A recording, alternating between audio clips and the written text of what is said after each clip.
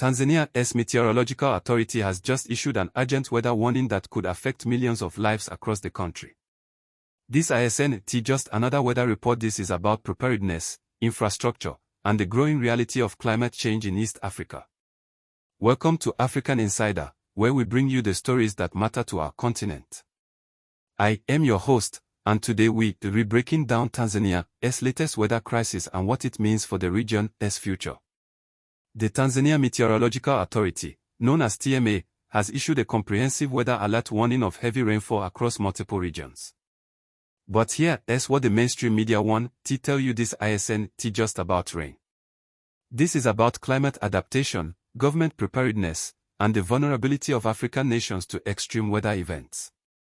We're going to examine the historical context of Tanzania's weather patterns, analyze the current government response, look at the key stakeholders involved, explore different perspectives on climate preparedness, and discuss what this means for East Africa's future. Like this video help more Africans see this story. Let's start with the context you need to understand. Tanzania experiences two main rainy seasons annually: the short rains from October to December, and the long rains from March to May. But here's where it gets interesting. Over the past 2 decades, these patterns have become increasingly unpredictable. The 2019 to 2020 season brought devastating floods that displaced over 200,000 people and caused damages worth millions of dollars. In 2020 alone, heavy rains caused landslides in the Kagera region that killed over 30 people. The Rufiji River Basin, which covers about 20% of Tanzania's mainland, has experienced recurring flood cycles that affect both urban and rural communities. What makes this current warning particularly significant is the timing and scope. TMA's alert covers multiple regions simultaneously, suggesting a weather system of considerable magnitude approaching the country. This comes at a time when Tanzania's infrastructure development under President Samia Suluhu Hassan's administration is still adapting to climate realities. The country has been investing heavily in drainage systems and flood management, but the question remains: is it enough? Tanzania's meteorological history shows us that these warnings aren't issued lightly.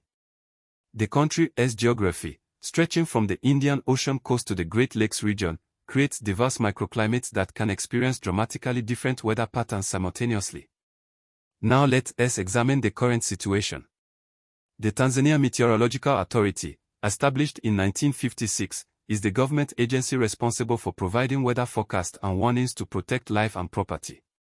Under the leadership of Director General Agnes Kejozi, TMA has been modernizing its forecasting capabilities with support from international partners.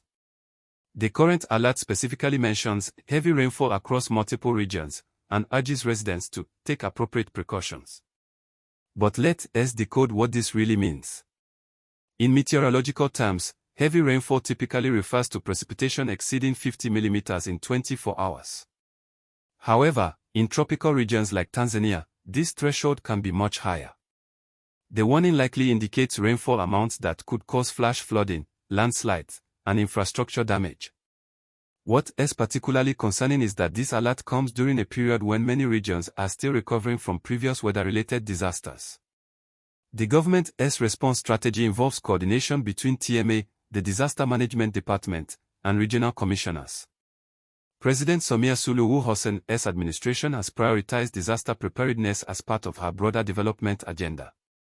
This includes investments in early warning systems, improved drainage infrastructure in major cities like Dar es Salaam and Mwanza, and community-based disaster risk reduction programs. Subscribe and hit the bell for more Pan-African analysis like this. The key stakeholders in this weather emergency extend far beyond government agencies. Regional commissioners in affected areas are responsible for implementing evacuation procedures and coordinating relief efforts. Local government authorities, known as councils, play crucial roles in community mobilization and resource distribution. International partners also feature prominently. The World Meteorological Organization provides technical support for forecasting improvements, while organizations like the UN Office for the Coordination of Humanitarian Affairs stand ready to assist with emergency response coordination. The private sector, particularly telecommunications companies and media houses, serve as critical information dissemination channels. Agricultural cooperatives and farmer associations are key stakeholders because heavy rainfall can devastate crops or, paradoxically, provide much-needed water for irrigation depending on intensity and timing. Community-based organizations, especially women's groups, often serve as first responders in rural areas where government presence may be limited. These groups have traditional knowledge about local weather patterns and community resilience strategies that complement official meteorological data. Religious organizations also play significant roles, as many communities look to religious leaders for guidance during natural disasters. Churches, mosques, and traditional spiritual leaders often serve as community gathering points and information hubs. Now let us examine the different perspectives surrounding this weather warning. From the government's viewpoint, this alert represents proactive disaster management, a shift from reactive to preventive approaches that has characterized President Hassan's administration. Government officials emphasize improved early warning systems and better coordination mechanisms as evidence of enhanced preparedness. However, opposition voices and civil society organizations often critique the government's long-term climate adaptation strategies. They argue that while early warnings are important, insufficient investment in resilient infrastructure means Tanzania remains vulnerable to weather-related disasters. Environmental activists point to this warning as evidence of climate change impacts that require more aggressive mitigation and adaptation measures. They advocate for stronger environmental regulations and sustainable development practices. From the agricultural perspective, farmers and pastoralists have mixed reactions to heavy rainfall warnings. While adequate rainfall is essential for crop production and livestock, excessive precipitation can destroy harvests, cause livestock diseases, and wash away topsoil. Many farmers lack access to weather-resistant storage facilities or crop insurance, making them particularly vulnerable to weather extremes. Urban residents, particularly those in informal settlements, often view these warnings with anxiety because poor drainage systems in many neighborhoods make flooding a recurring nightmare. Middle-class communities typically have better infrastructure protection but still face challenges like power outages and transportation disruptions. Subscribe for honest, Pan-African analysis you want to find on CNN or BBC. This weather warning in Tanzania has broader implications for East Africa's climate resilience and regional cooperation. As climate change intensifies weather patterns across the continent, early warning systems become critical for protecting vulnerable populations. Tanzania's experience offers lessons for neighboring countries facing similar challenges. Kenya, Uganda, and Rwanda all grapple with unpredictable rainfall patterns that affect millions of people annually. The economic implications extend beyond immediate disaster response costs. Heavy rainfall can disrupt transportation networks, affecting trade flows between Tanzania and its neighbors. The Port of Dar es Salaam serves landlocked countries like Zambia, Malawi, and Eastern Democratic Republic of Congo. Any weather-related disruptions ripple across the region. For Africa's climate adaptation agenda, Tanzania's approach to weather preparedness demonstrates both progress and persistent challenges. While early warning systems improve, the continent still needs massive investments in climate-resilient infrastructure, improved agricultural practices, and stronger social protection systems. This situation also highlights the importance of indigenous knowledge systems in complementing modern meteorological science.